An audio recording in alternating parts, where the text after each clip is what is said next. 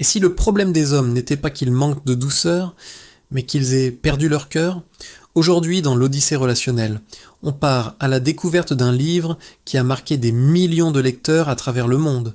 Indomptable, le secret de l'âme masculine, connu en anglais sous le titre Wild at Heart de John Eldredge.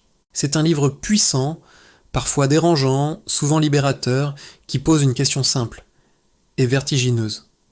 Au fond, qu'est-ce qu'un homme ? Wild at Heart n'est pas un manuel de développement personnel.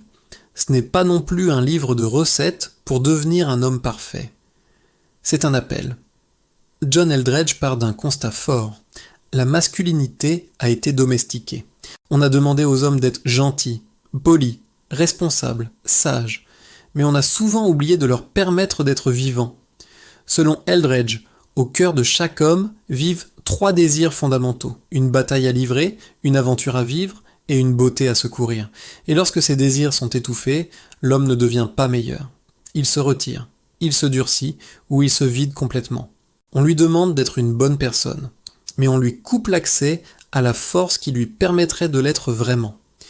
L'idée centrale du livre est celle-ci: un homme n'est pas d'abord un problème à corriger, mais une identité à révéler. Eldredge explique que beaucoup d'hommes ont été blessés très tôt dans leur vie, par l'absence d'un père, que ce soit physiquement ou émotionnellement, par un regard qui ne s'est jamais posé sur eux, par un manque d'initiation au monde des hommes, ou encore par une exigence de performance sans amour en retour. Le résultat, on voit des hommes passifs, qui subissent leur vie, des hommes fuyants, qui évitent les responsabilités, ou des hommes agressifs, qui utilisent la force pour masquer leur peur. Mais rarement des hommes simplement présents, engagés, alignés avec qui ils sont vraiment.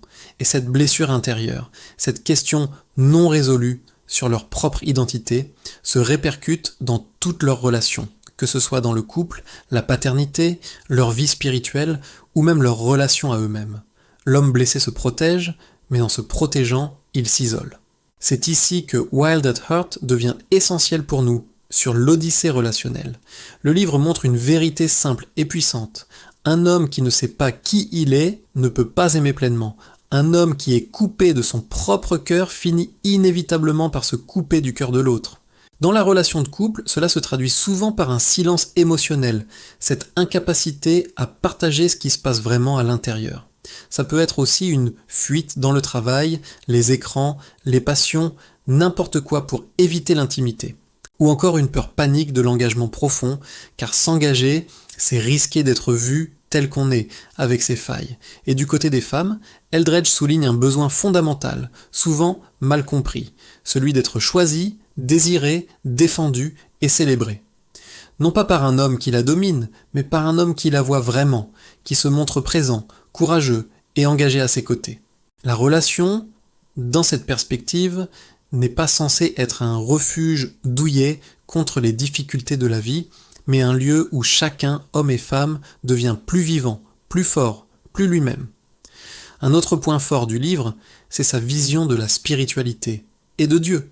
Ici, Dieu n'est pas présenté comme une figure lointaine, moralisatrice ou passive, attendant qu'on soit parfait. Au contraire, il est dépeint comme un Dieu engagé, combatif et profondément amoureux de l'être humain. Un Dieu qui cherche d'abord à restaurer l'identité, à guérir le cœur, avant d'exiger un comportement.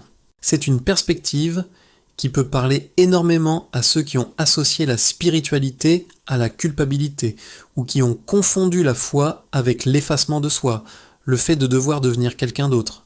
Wild at Heart propose une foi vivante, incarnée, une foi qui guérit le cœur blessé avant de corriger les actes.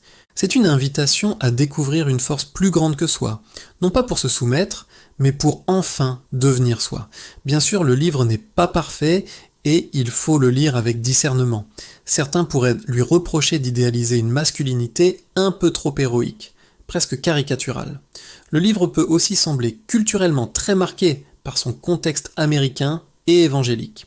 Surtout, il peut être très mal compris s'il est lu au premier degré, comme une justification pour une forme d'agressivité ou d'irresponsabilité. Mais si on le lit comme une métaphore puissante de la reconquête intérieure, alors il devient un outil formidable pour comprendre les dynamiques cachées qui animent tant d'hommes et de femmes. Au final, pourquoi lire Wild at Heart aujourd'hui ? Parce qu'il nous rappelle une chose essentielle. On ne peut pas construire de relations profondes avec un cœur éteint.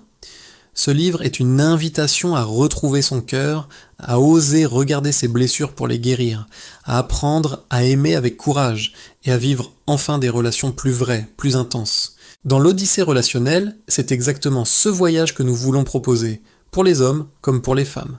Si cette réflexion t'a parlé, n'hésite pas à nous le dire en commentaire.